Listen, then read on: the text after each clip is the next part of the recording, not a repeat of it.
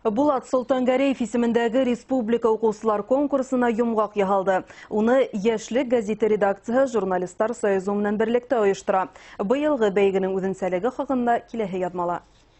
6 ел үтүгә карамастан 6 тапкыр үтә бит инде бу конкурс. Укучылар шуны көтеп ала. 2015 елда укучылар арасында республика конкурсы игълан иткәндә, Яшьлек газеты хезмәткәрләре икеләнә. Чөнки ошо кимәлдәге иҗади бәйгеләр, олимпиадалар даими узгарыла. Ләкин Булат Солтангареев исемендәге конкурс тиз арала популярлык яулай. Хатта Рәсәй журналистларының 19-нчы фестивале лауреаты дип табыла. Елда 100дән ашу бала үзенең эшен ибәрә. Һәм быел без улар арасыннан иң һәйбәтләрен хайлап алдык. 31 эш һәм 6 балага безнең Аксалата призларыбыз тапшырылачак. Быелгы уку елында конкурс тәүге тапкыр республика башлыгының гражданлык ямгыятын үстерүгә бирелгән гранты нигезендә узган. Был Башкортостандың тистәгә якын кала районына иҗади десант оештырырга мөмкинлек биргән. Тагы бер яңалык, быел төрле елларда гәзиттә басылган иҗади эштәр китап булып дөнья күрәсәк. Яшьләр өчен бик мөһим.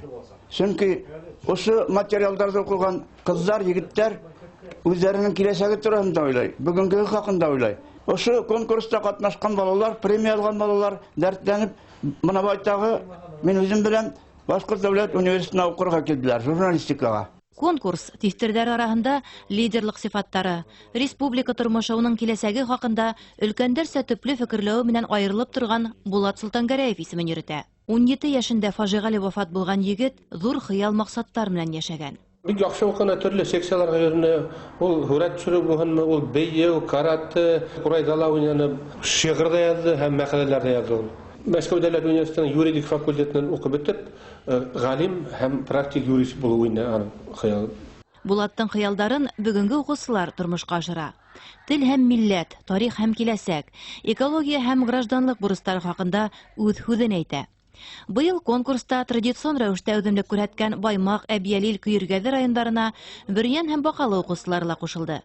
Республика конкурсының быелгы еңүсеһе дип Бөрьән районы Байназар мәктәбе укучыһы Зилия Буранбаева танылды. Призлы урын алучыларга Аксалата премиялар каралган. Бунан тыш һәр катнашучыга халкым киләчәге шөһрәтнамәһе менән истәлекле бүләк тә тапшырыла. Рәйсә Абдуллина, Артур Ханов, Артем Матвеев, Мөнир Вилданов, Яңалыктар, Өфе.